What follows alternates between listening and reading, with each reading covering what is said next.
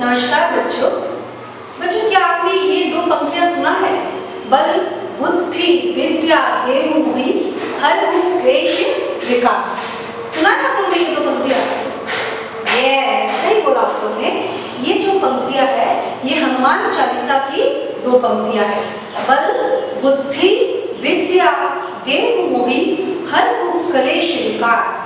हे भगवान, मुझे आप ऐसी बुद्धि दो, ऐसा विद्या दो कि मैं अपने बुद्धि और विद्या से अपने हर दुखों का निवारण कर सकूं। ठीक है बच्चों, आज मैं आपको जो पाठ पढ़ाने जा रही हूँ वह आपकी पाठ्य पुस्तक सुबोध भारती का पाठ 3 बुद्धि का बल से लिया गया है। मैं आपको दोबारा बताती हूँ, बुद्धि का बल इसका मतलब क्या है? बुद्धि मतलब बुद्धि मतलब जो आपका बुद्धि है, जो आपके आइडियाज है, जो अच्छी अच्छी सुझाव है, उसे हम क्या बोलते हैं? बुद्धि। और बुद्धि का बल, यदि हमारा बुद्धि अच्छा होगा, यदि हम इंटेलिजेंट होंगे, तब हम बड़ी से बड़ी कठिनाइयों का, मुसीबत का सामना हम बड़े आसानी से कर सकते हैं। तो जो पाठ मैं आपको आज पढ़ाने जा रही हूँ वो आपके पाठ्य पुस्तक के पाठ 3 बुद्धि का बल से लिया गया है। देखो सब बच्चों, पेज नंबर 19, पाठ 3 बुद्धि का बल। सभी ने निकाला? अभी मैं आपको पहले इसकी कहानी सुनाने वाली हूँ। जो कहानी है वो सुन के आपको पता चल जाएगा कि इस पाठ के अनुसार जो लेखक है उन्होंने क्या कहना चाहा है, उन्होंने क्या शिक्षा दी है। ओके बच्चों, ठीक है, चलो मैं शुरू करती हूँ। एक पेड़ था, एक पेड़ में एक चिड़िया और एक चिड़िया। कौन कौन? एक चिड़िया और एक चीरा, दोनों रहते थे। चिड़िया और चीरा बड़ी खुशी से दोनों रहते थे। उन लोग दाना लाने जाते थे बाहर, फिर घूम के आते थे, आके फिर उस पेड़ में आके बैठते थे। लेकिन वहाँ क्या हुआ, उस पेड़ के नीचे एक सांप रहता था। कौन रहता था? एक सांप। तो वो क्या करता था, जब चिड़िया और चीरा जब बाहर जाते थे दाना की तलाश में, तब वो सांप पेड़ के ऊपर चढ़ के चीरा और चिड़िया जहाँ अंडे देती थी उस अंडे को वो रोज खा लेता था। कौन? यस, कौन खा लेता था? वो सांप। तो एक बार क्या हुआ, चिड़िया बहुत परेशान हो गई। चिड़िया ने चीरा से कहा कि देखो ना, हमें कहीं और जाना चाहिए, क्योंकि यहाँ जो सांप है वो हमेशा हमारे अंडे को खा लेता है। किस तरह हम यहाँ रह सकते हैं? हमें ये पेड़ छोड़ देना चाहिए और हमें कहीं और चले जाना चाहिए। तब चिड़िया ने क्या बोला चीरा से? नहीं, तुम ज्यादा चिंता मत करो, मैं कोई उपाय सोचता हूँ। इस सांप से किस तरह हमें निपटना है इसका मैं एक उपाय सोचता हूँ। यदि वो उपाय काम ना आया तब हम कहीं और जाएंगे। पहले मुझे अपने बुद्धि से इसको हटाने की कोशिश कर रहे हैं। तो क्या बोला चिड़ा ने? बोला ठीक है। तो एक बार क्या हुआ, वहीं सामने एक नदी थी। हाँ, तो उस नदी में एक राजकुमारी क्या करती थी? रोज नहाने के लिए आती थी। तो वो राजकुमारी भी नहाने के लिए आई एक दिन उस नदी में। तब क्या किया, उस चिड़िया ने उस राजकुमारी के कपड़े उठा लिए। जब वो राजकुमारी उस नदी में, उस तालाब में नहाने के लिए गई, तो उसे जो कपड़े रखे थे उस कपड़े को चिड़िया ने अपनी चोंच से उठा लिया। उठा के वो क्या करने लगा? उड़ने लगा। जब वो उड़ने लगा, उड़ते उड़ते उड़ते उड़ते उसने क्या किया, उस कपड़े को उसने उस सांप के बिल में फेंक दिया। और जब राजकुमारी के कपड़े चिड़िया ने उठा लिए, तो जो राजकुमारी के जो मंत्री थे, सेना थे और उसके जो राजकुमारी के रखवाले जो थे, वो भागते भागते भागते भागते वो चिड़िया के पीछे भागने लगे। अरे कपड़े कपड़े तो करके वो भागने लगे। भागते भागते क्या हुआ, उन लोग ने देखा कि जो चिड़िया है उसने क्या किया, कपड़े को उस सांप के बिल में फेंक दिया। तो जब उन मंत्रियों ने, उन सिपाहियों ने देखा कि राजकुमारी के जो कपड़े हैं वो सांप के बिल में है, वहाँ एक बड़ा सा मोटा सा सांप है, तब उन्होंने क्या किया कि किस तरह हमें उस कपड़े को लेना है, इसके लिए हमें उस सांप को पहले मारना होगा। क्या करना होगा? यस, सांप को मारना होगा। तब उन्होंने क्या किया, सब जो भी थे मंत्री और जो सिपाही थे, उन्होंने मिलकर वो डंडे से उस सांप को मार मार के खत्म कर दिया। तो क्या हुआ, वो सांप मर गया।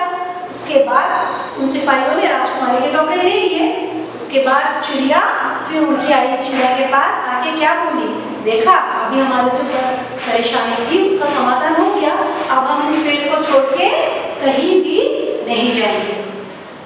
आपको एक बात याद रखनी पड़ेगी, यदि हमारा बुद्धि बहुत तेज होगा या हम बुद्धि के बल पर यदि कठिन से कठिन काम का समाधान कर सकते हैं, तो हमसे बड़ा कौन हो सकता है, हम ही सबसे ज्यादा बुद्धिमान कहलाएंगे।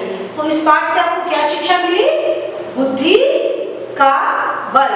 यदि हमारे पास ज्यादा बल नहीं है तो हमें किससे काम करना चाहिए, यस, हमें अपने बुद्धि से काम करना चाहिए, तब हमारी निश्चय ही जीत होगी। तो इस कहानी से आपको ये शिक्षा मिली ना, और इस कहानी का नाम था बुद्धि का बल। बच्चों, मैंने देखो आपको संक्षिप्त में ये कहानी बता दिया है। अभी आप सब अपने पाठ खोलो और मैं इसका क्या करूंगी, रीडिंग करूंगी, और आप भी मेरे साथ साथ अपने बुक में ध्यान रखते हुए मेरे साथ साथ आप लोग भी पढ़ेंगे घर में बैठ के। तब क्या होगा, आपको जल्दी से इसका क्वेश्चन आंसर भी याद हो जाएगा, इसका खाली स्थान भरो, फिर राइट रॉन्ग सारा याद हो जाएगा। इसीलिए आप थोड़ा ध्यान दो, बहुत इंटरेस्टिंग स्टोरी है, बड़ी मजेदार कहानी है। आप यदि मेरे साथ साथ भी आप लोग भी पढ़ते हो तो आपको साथ साथ इसका याद हो जाएगा। हाँ, चलो, सबसे पहले दिया गया है, किसी जंगल में चिड़ियों का एक जोड़ा रहता था। उन्होंने अपना घोंसला वृक्ष की एक डाल पर बनाया। मैंने बोला ना, कहाँ रहते थे वो, एक वृक्ष पर रहते थे। उस घोंसले में चिड़िया ने अंडे दिए। पति पत्नी दिन भर जंगल में दाना चुगने जाते और रात को उस घोंसले में आकर आराम करते। जब वो रात को आते थे, सारा दिन वो दाना की तलाश में घूम के जब आते थे, तब क्या होता था, पेड़ के नीचे बिल में एक सांप रहता था। मैंने बोला था ना, एक सांप रहता है, सांप रहता था। वो मौका पाकर ऊपर चढ़ता और चिड़िया के सब अंडे खा जाता। ऐसा दूसरी बार हुआ। बेचारे पति पत्नी बहुत दुखी हुई। चिड़िया ने चिड़े से रोते हुए कहा, हाय, मेरे अंडों को हर बार ये दुष्ट खा जाता है। अब खुशी इसी में है कि हम इस पेड़ को छोड़ दें, क्योंकि यह सांप हमें हमेशा कष्ट देता रहेगा। ये किसने कहा, चिड़िया ने कहा। किससे कहा, यस, किससे कहा, चिड़िया से कहा कि हमें यह पेड़ छोड़ देना चाहिए। फिर क्या हुआ, चिड़िया ने उसे धीरज बधाते हुए कहा, अरे तुम क्यों घबराती हो, हम शरीर से चाहे इस सांप से कमजोर हैं, परंतु बुद्धि के बल पर हम इसे मार सकते हैं। क्या बोला कि हम कमजोर हैं शरीर से, लेकिन हमारा जो बुद्धि है वह बहुत तेज है। हम बुद्धि के बल पर इस सांप को मारेंगे। ये देखो, कहानी का नाम है बुद्धि का बल। फिर क्या हुआ, परंतु बुद्धि के बल पर हम इसे मार सकते हैं। मैं आज ही इसको मारने का कुछ उपाय करता हूँ, तुम चिंता मत करो। ये बात किसने कहा, चिड़िया ने कहा। फिर क्या हुआ, उस जंगल में कुछ ही दूरी पर एक सुंदर उपवन था। वहाँ एक नदी भी रहती थी। वहाँ क्या था, एक उपवन भी था। सामने, पेड़ के सामने क्या था, एक उपवन था। उपवन के पास एक क्या करती थी, नदी बहती थी। फिर क्या हुआ, उस देश की रानी प्रतिदिन अपनी सहेलियों के साथ वहाँ नहाने के लिए आती थी। तो वहाँ की एक रानी थी जो क्या करती थी, नहाने के लिए उस नदी में रोज आती थी। हाँ, फिर क्या हुआ, वह रथ से उतरकर अपने बहुमूल्य गहने उतारती और उन्हें एक सुरक्षित स्थान पर रखकर सखियों के संग नहाने के लिए चली जाती। हाँ, वो कपड़े भी उतारती, साथ में क्या उतारती थी, गहने भी उतारती थी। हाँ, उतार के वो फिर नहाने जाती थी। फिर क्या हुआ, कपड़े उतारने के साथ जब वो गहने बहुमूल्य उतारती थी, अगली सुबह चीड़ा इसी अवसर की ताक में था। उसने रानी के गले की कीमती हार चोंच में दबाया और वहां से उड़ चला। क्या हो गया, हाँ, चोंच में क्या दबाया, यस, गहने दबा के कहाँ उड़ गया, चोंच में दबा के वो उड़ गया, करके उड़ गया। चिड़े को देखा तो लाठियां लेकर उसके पीछे दौड़े। जब देखा कि ये जो हार है वो तो लेके चला गया चिड़िया, तो जो सेवक थे वो भी पीछे पीछे भागने लगे। क्या लेके? लाठियां लेकर। तो लाठियां लेकर उसके पीछे दौड़े। चिड़े ने वह हार सांप के बिल में गिरा दिया और दूर बैठकर तमाशा देखने लगा। चिड़े ने क्या किया? वो जो हार था वो उसने कहाँ फेंक दिया? यस, उस बिल में फेंक दिया। फिर क्या हुआ? और दूर बैठकर तमाशा देखने लगा। रानी के सेवक उस वृक्ष के पास आए। उन्होंने सांप के बिल में हार पड़ा हुआ देखा। उन्हें बिल में वह सांप भी नजर आ रहा था। उन्होंने क्या देखा? उधर उस बिल में एक सांप है जहां पर चिड़े ने उस गहने को फेंका है। ओके, तत्काल उन्होंने अपनी लाठियां से सांप को मार डाला और हार लेकर वापस लौट गए। उन्होंने क्या किया? लाठी से उस सांप को मारा और जो गहने थे वो उस बिल से उठा के वो सेवक लेके गए। अब चिड़िया बहुत प्रसन्न थे। उन्होंने बुद्धि के बल पर अपने शक्तिशाली दुश्मन सांप से सदा के लिए छुटकारा पा लिया। उसके बाद क्या हुआ? जो चिड़ा और चिड़िया थे वो दोनों खुशी खुशी से उसी पेड़ में रहने लगे, क्योंकि उनका जो दुश्मन था सांप वो तो मर गया। समझ आया आपको कहानी? बहुत इजी और मजेदार कहानी है, बहुत सहज कहानी है। बस एक चिड़ा और एक चिड़िया उस पेड़ में रहते थे। तो क्या वो बहुत परेशान थे। तो चिड़ा ने कहा चिड़िया से कि तुम डरो मत, मैं इस समस्या का समाधान करूंगा। करके उसने क्या किया? उस रानी के जो नहाने आती थी रोज वहां पर, उस रानी के गहने उसने उठा लिए। उठा के उस सांप के बिल में चिड़ा ने लाके फेंक दिया।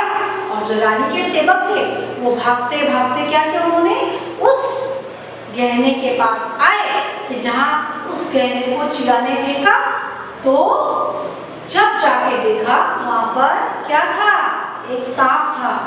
तो सब सेवकों ने मिलकर उस सांप को लाठियों से मार डाला और रानी के गहने वहां से उठा के रानी के पास लेके गए। और चिड़ा और चिड़िया का जो दुश्मन था सांप वो मर गया। और दोनों हंसी खुशी से उस घर पे, उस पेड़ पर, पेड़ मतलब अपना घर होता है ना, तो उस घर पर, उस पेड़ पर जहाँ उन्होंने अपना घोंसला बनाया था वहां पर उन लोग रहने लगे। तो बच्चों आपको इस कहानी से क्या शिक्षा मिलती है? कि हमें हमेशा बुद्धि के बल पर अपना काम करना चाहिए। हम यदि कमजोर होते हैं, हम यदि बलहीन होते हैं, शक्तिशाली नहीं होते हैं, तो हमें डरना नहीं चाहिए। जो हमारी बुद्धि होती है ना वो छोटी नहीं होती है, बुद्धि सबकी बराबर होती है। हमें अपनी बुद्धि से काम लेना चाहिए। जब हम बुद्धि से काम लेंगे तो हम बड़ी से बड़ी समस्या का समाधान बड़े आसानी से कर सकते हैं। तो आप क्या करोगे? इस पाठ को अच्छे से पढ़ोगे और उसके बाद इसके प्रश्न उत्तर लिखोगे। ठीक है? धन्यवाद। अभी हम बुद्धि का बल पाठ का प्रश्न उत्तर करने जा रहे हैं। सबसे पहले हम करेंगे इसका मौखिक प्रश्न उत्तर, उसके बाद करेंगे लिखित। बच्चों आप सब अपने उत्तर पुस्तिका सामने निकालो और जैसे मैं बोल रही हूँ उसके साथ साथ लिखने की कोशिश करो। यदि आप धीरे धीरे लिखने का प्रयास करेंगे कि जब मिस बोलती है उसके साथ, तो आपका क्या होगा? इससे आपका डिक्टेशन अच्छा होगा। जब क्लास में मैं आपका श्रुतलेख लूंगी, डिक्टेशन लूंगी, तो आप आराम से इसे लिख सकते हैं। ठीक है? अच्छा, सबने निकाला अपना पेंसिल और उत्तर पुस्तिका? ओके बच्चों, देखो सबसे पहला प्रश्न दिया है, सब लोग निकालो पेज नंबर 21, पेज नंबर 21। हाँ, इसमें सबसे पहले दिया है मौखिक प्रश्न, उसके बाद लिखित। तो मैं मौखिक प्रश्न का प्रश्न नंबर 1 बोले जा रही हूँ। चिड़ा और चिड़िया क्यों दुखी थे? क्यों दुखी थे बोलो बच्चों? मैंने बताया ना, वो सांप था ना, सांप उनके अंडों को खा लेता था, इसीलिए चिड़ा और चिड़िया दोनों दुखी थे। तो यहाँ क्या दिया गया है? तो चिड़ा और चिड़िया दुखी थे क्योंकि उनके अंडों को एक दुष्ट सांप ने खा लिया था। समझ आए ना? अभी हम करेंगे प्रश्न नंबर 2। चिड़े ने चिड़िया को समझाते हुए क्या कहा? क्या कहा बताओ बच्चों, बोलो, कोशिश करो। पहले खुद आंसर बोलेगी, उसके बाद मिस का आंसर देखो। आंसर है, चिड़े ने चिड़िया को समझाते हुए कहा कि वह शरीर से भले ही सांप से कमजोर है, पर अपनी बुद्धि के बल से उसे हरा देंगे। ये कहा कि किसने कहा? चिड़ा ने कहा। किससे कहा? चिड़िया से। ठीक है। प्रश्न नंबर 3, सांप किस प्रकार मारा गया? किस प्रकार मारा गया सांप? रानी के सेवकों ने उसे लाठियों से मार गिराया। लाठी है ना, ये जैसे ये लाठी दिख रही है ना, वैसे ही लाठी से क्या किया? उस सांप को सेवकों ने मार दिया। मार के सांप मर गया और उन्होंने रानी के गहने वहां से उठा के लेके चले गए। अभी हम करेंगे लिखित प्रश्न उत्तर। सबसे पहला प्रश्न नंबर 1 है, घोंसले में अंडे न पाने पर चिड़िया ने रोते हुए क्या कहा? क्या कहा बताओ? चिड़िया ने चिड़े से रोते हुए कहा, हाय, मेरे अंडों को हर बार ये दुष्ट खा जाता है। अब कुशल इसी में है कि हम इस पेड़ को छोड़ दें। ये बात किसने कहा? चिड़िया ने कहा। किससे कहा? किसने? चिड़िया ने किससे कहा? बोलो। चिड़े से रोते हुए कहा। ओके। अभी प्रश्न नंबर 2, नदी कहाँ बहती थी? बोलो। वेरी इजी आंसर, नदी उपवन में बहती थी। वो जो उपवन था ना सामने, उसके किनारे को नदी बहती थी। रानी वहां क्यों जाती थी? रानी वहां नदी में स्नान करने जाती थी। क्यों जाती थी? स्नान करने जाती थी। चिड़े ने किस अवसर का लाभ उठाया? किस अवसर का लाभ उठाया चिड़े ने? चिड़े ने रानी के स्नान से पहले गहने उतारने के अवसर का लाभ उठाया। जब रानी स्नान करने के लिए गई, उसने अपने गहने उतारे, तब उस मौका का उसने फायदा उठाया। ओके। उसके बाद है, चिड़ा और चिड़िया क्यों प्रसन्न थे? क्यों प्रसन्न थे? बोलो। चिड़ा और चिड़िया प्रसन्न थे क्योंकि चिड़े ने अपना बुद्धि लगाकर सांप को मरवा दिया था। ओके। उसके बाद प्रश्न नंबर 5, चिड़ा और चिड़िया क्यों प्रसन्न थे? मैंने बोल दिया प्रश्न नंबर 5। प्रश्न नंबर 6, इस कहानी से आपको क्या शिक्षा मिलती है? ये तो बहुत इजी आंसर है। इस कहानी से हमें यह शिक्षा मिलती है कि शरीर से कमजोर होते हुए भी अपनी बुद्धि के बल से भी बड़ा काम कर सकते हैं। यदि हम शरीर से कमजोर होते हैं, लेकिन जो हमारी बुद्धि होती है वो कमजोर नहीं होती है, बुद्धि हमारी बहुत तेज होती है, तो हमें क्या करना चाहिए? हमारा शरीर यदि कमजोर होता है तो हमें अपने बुद्धि के बल से बड़े काम को भी हम कर सकते हैं। ओके। उसके बाद भाषा की बात दी गई है। भाषा की बात में जो सबसे पहला दिया है, आप लोग देखो पेज नंबर 21 में दिया है नीचे, भाषा की बात। जो पहला वाला है आप खुद करोगे क्योंकि बहुत इजी है पहला वाला, और मैं आपको पीडीएफ में भी दूंगी इसका आंसर। ओके। इसमें दिया है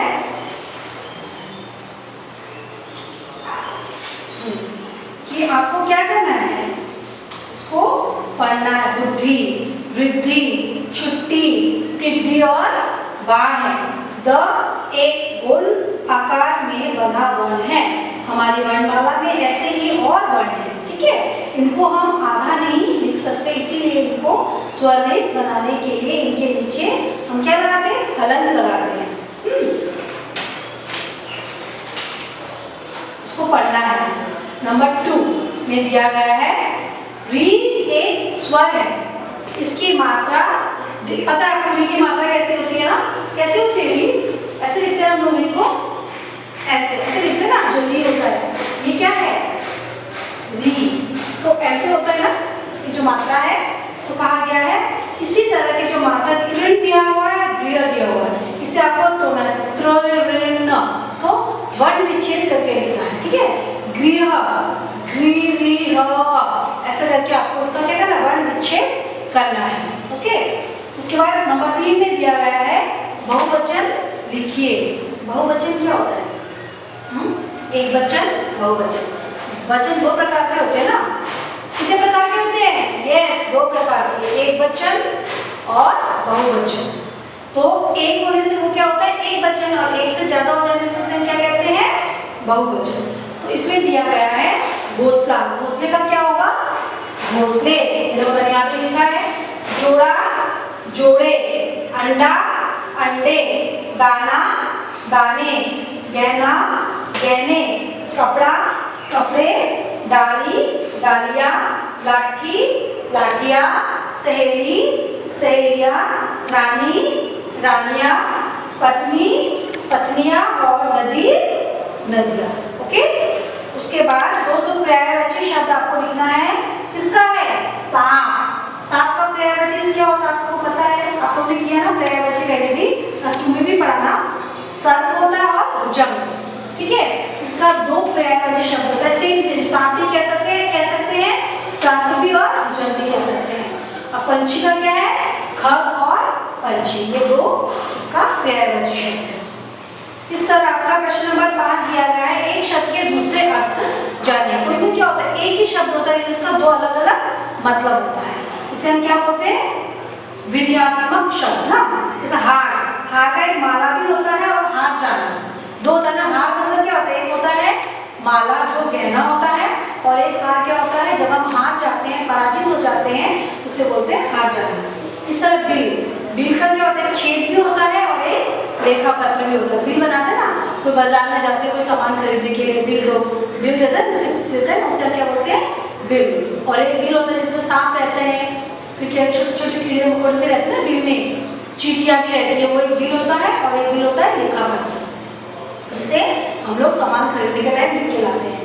और पर को क्या कहते हैं? पर होता है पंख, पंख को भी हम पर कहते हैं। और एक पर होता है परंतु, परंतु को भी हम क्या कहते हैं?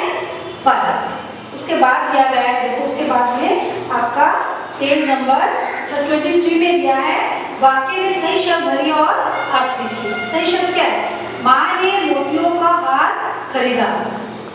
क्या है? माला। यस, हार का मतलब माला। चिड़िया के पर बहुत सुंदर है, पर मतलब पंख, इसका दूसरा मतलब है यहाँ। दौड़ में मैं सबको हरा देता हूँ, हराना मतलब पराजय करना। मेरा मित्र भी दौड़ा पर मुझे न हरा सका, परंतु ठीक है। मेरा मित्र भी दौड़ा परंतु मुझे हरा न सका, किंतु, परंतु, पर सब एक ही मतलब है। ठीक है। नंबर 6 दिया है, पति पत्नी दिन भर जंगल में दाना चुगने जाते। दिन भर मतलब पूरे दिन। इसी तरह आपको अलग अलग और वाक्य शब्द बनाने हैं। दिन भर, रात भर, साल भर, महीना भर और आज भर। ओके, अभी जो मैंने आपको प्रश्न उत्तर बताए हैं, इसको आपको क्या करना है? अपने कॉपी में लिखना है। जब स्कूल खुलेगा ये कॉपी आपको लेके आना है, और मैं आपका कॉपी, आप लोग सभी का कॉपी एक एक करके चेक करूंगी। इसलिए आपको सुंदर और स्वच्छ हैंडराइटिंग में अपने आंसर्स लिखने हैं। क्वेश्चन भी लिखना है और आंसर्स भी लिखना है। ठीक है। और घर में बैठे बच्चों पढ़ाई करो और स्वस्थ रहो। ठीक है। धन्यवाद।